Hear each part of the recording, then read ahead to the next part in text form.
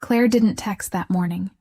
Not a rushed good morning, not a funny link, not even the sticker she used when she wanted to say, "I'm thinking of you, but I'm afraid to seem needy." His phone stayed quiet. All day, and the next day too. It was only there, between two silences in a row, that he finally noticed what had once been invisible. She had stopped. Stopped insisting, stopped filling the empty spaces, stopped reaching out when he forgot she existed. She disappeared from the routine. And he only noticed when the silence got too loud. How do we realize we've lost someone when we never had the courage to call it us? This story begins with a glance exchanged at a friend's party. Claire, wine glass in hand and laughter flowing freely, was the type who noticed the little things, and he was the type who liked to be noticed. They texted the next day. After that, they never stopped. For the first few months, everything felt light. They saw each other on weekends, shared playlists, traded late-night secrets, midday emojis, voice notes just to share a silly thought. The chemistry was good, time flew by, and their kisses carried that unspoken promise that maybe, with time, it could become love. But there was never a label. Never the two of us. Always a "we'll see," a "talk soon," a "let it flow." No formal introductions, no plans made more than a week ahead. She was there, but never invited to be. A spontaneous presence, never an official one. Claire said it was fine that way, that there was no rush. But deep down, she waited. Waited for him to claim her, to tell his friends, to call her something more than Claire, to show her she wasn't just another unfinished story. In the meantime, she tried to prove her worth. She remembered his grandmother's birthday, sent him food when he said he was swamped at work, kept mental notes of the coworkers he couldn't stand just to ask about the meetings later. She chose her words carefully, trying to be light, funny, enchanting, as if love depended on performance. She became indispensable, but never official. And it hurt. Quietly. Slowly. Like everything between them. It hurt because she was giving her best, and receiving crumbs disguised as freedom. Because he didn't treat her badly. He just didn't treat her like someone who deserved to be chosen clearly. And still, she stayed. Because believing it might one day turn into love was easier than facing the truth, that maybe it never would. Then came the first gaps. Messages left unread, last-minute cancellations, weekends that were once guaranteed now depended on a "let me check my schedule." Claire tried to understand. She tried not to seem intense, sent one or two messages, then waited.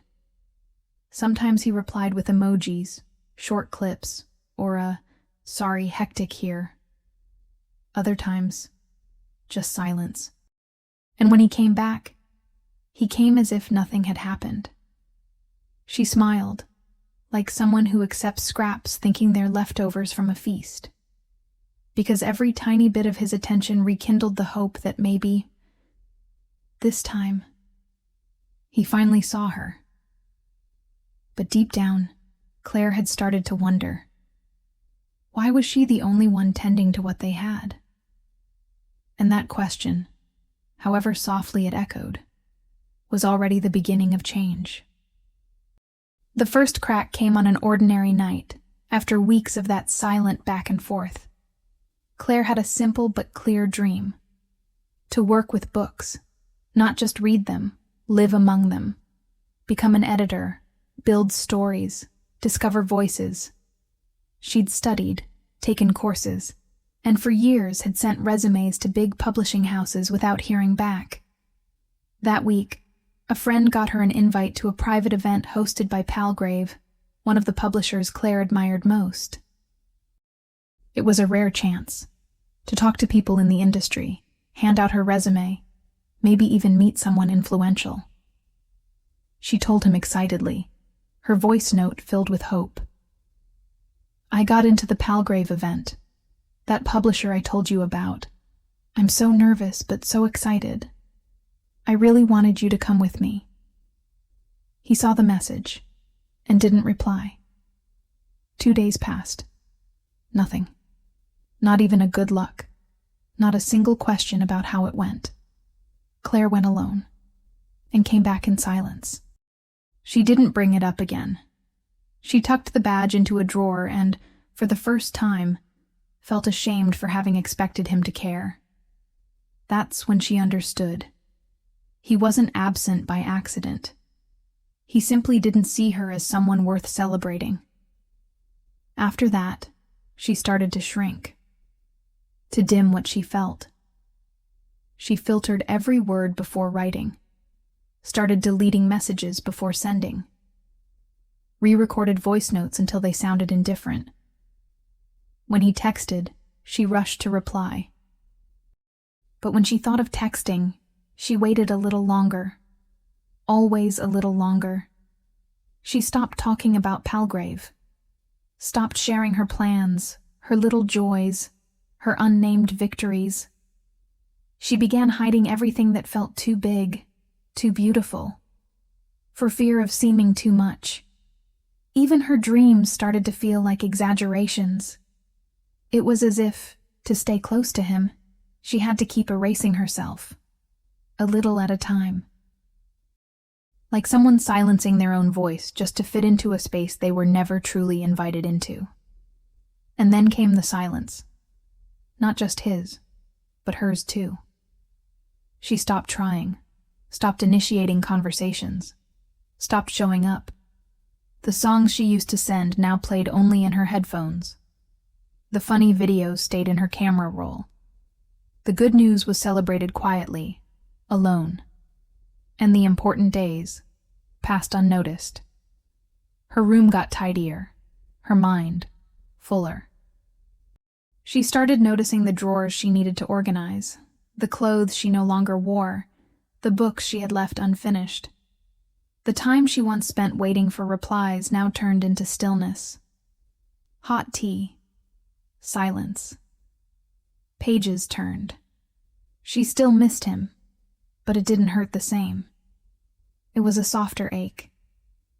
The kind that comes when you know you deserved more, but didn't get it, and choose to keep going anyway. Everything got quieter. But for the first time, the silence wasn't punishment. It was shelter, but was silence enough?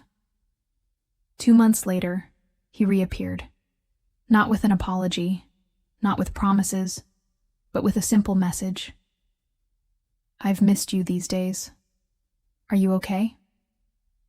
Claire stared at the screen for minutes. Her heart raced, hands sweaty. She read it again and again, like watching a ghost walk through a door she thought was locked. And there, again, everything tangled. Could Claire really say goodbye to the idea of love she had carried, even when it came knocking with the same voice that once made her smile? Let's find out. But first, if this story is making sense to you, if it resonated with you in any way, subscribe to the channel so we can keep telling stories like this. And before we continue, leave your like. Thank you for your support. Claire took days to reply. She read his message over and over, unsure if what she felt was more anger or longing. Deep down, she wanted to hear his voice, to see if it still sounded the same, if the way he looked at her still shook everything inside. She ended up replying on a gray afternoon. "I'm okay. How about you?" They agreed to meet at a small cafe they'd been to before. When he arrived, he looked the same. That crooked smile, the lukewarm hug, the rehearsed words.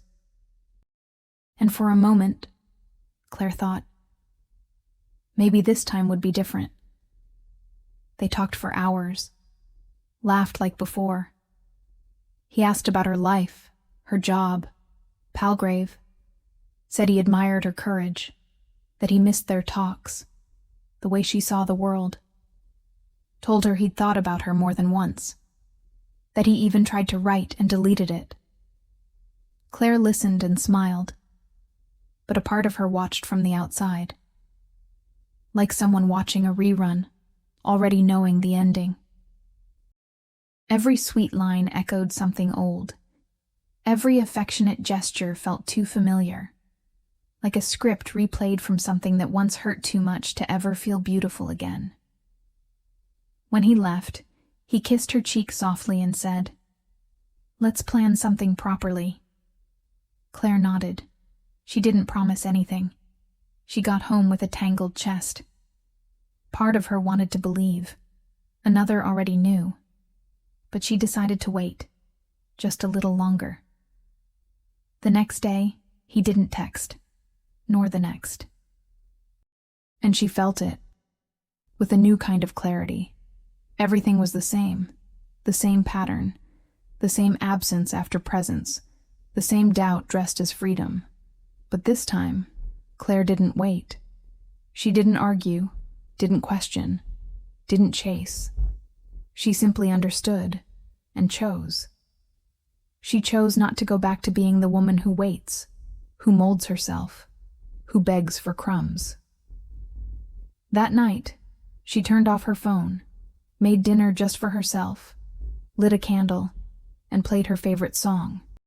She looked around and saw that nothing reminded her of him anymore. Not the dishes, not the smell, not the silence. She walked to the hallway mirror and looked at herself as if meeting again. She was no longer the Claire who waited. She was someone else, calmer, more whole. For the first time, in a long time. She didn't declare the end of something that never really began. She simply let it pass. And finally, took a deep breath. Days later, her phone buzzed. It was him. A short message. A vague invite. "Hey, thought of you yesterday. Want to grab some wine sometime?" Claire looked at the notification, but didn't open it right away. She left it there like someone in no rush, like someone who had learned not to confuse missing someone with wanting them back. She went for a walk. The sky was blue. A soft breeze crossed the street, and for the first time, she noticed the flowers on the sidewalk, the same ones that had always been there. But now, she saw them. As she walked, she realized the world was hers again, that her choices now came from within, that she didn't need to shrink anymore just to fit, or prove her worth to be seen. That night, she opened the message, read it, smiled gently, and deleted it. Not out of anger, but because, finally, she no longer needed to reply. Maybe he'll never understand what he lost. Maybe he'll think she simply drifted away. But Claire knew. She didn't walk away from him. She walked back to herself.